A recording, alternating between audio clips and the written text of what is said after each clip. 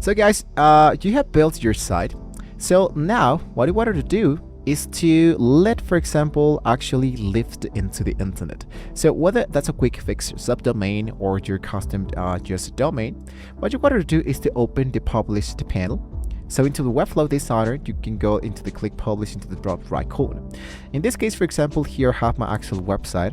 And as you can see, I have the actual navigation bar. Here's the header, here's the features, my slider, selection, I have the about, the separator, here I have my footer. Everything looks correctly, right? If you wanted to be publishing this, what you wanted to do is to go into the destination, your free element that says published. Inside here, we have the actual section that says staging.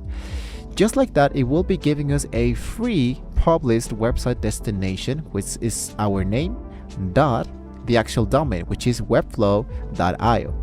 Since we have the actual free version, it's going to be giving us the webflow.io section, and it's going to appearing as not published.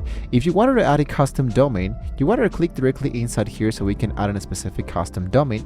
This will be popping a new section of the actual site, where you needed, of course, to pay for an actual plan in order to have access to this specific subject field, which is adding an actual custom domain. If you're going to be if you still wanted to be focusing around with the free version, just stick around with the staging free version of the webflow.io. So I select this element, and you can go for more advanced publishing options. For example, the performance usually is the minify HTML, and into the security you can enable much more elements.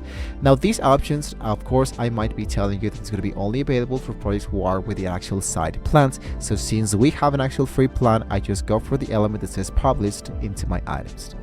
So just wait for the actual verification. The DNS changes can take anywhere from a few minutes to even 48 hours, depending into how storage is available into your website.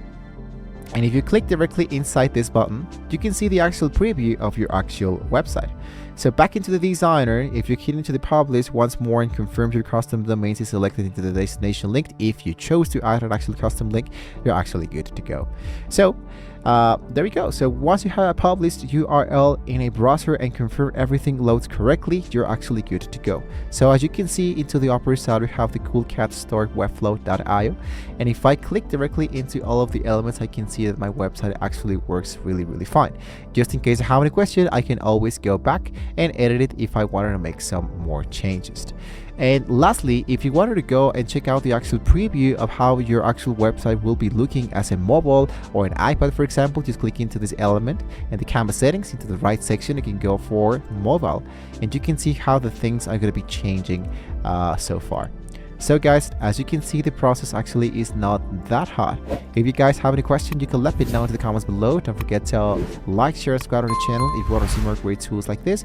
Thank you guys so much for watching the video, and hopefully with all this being said, we can all see you all next time.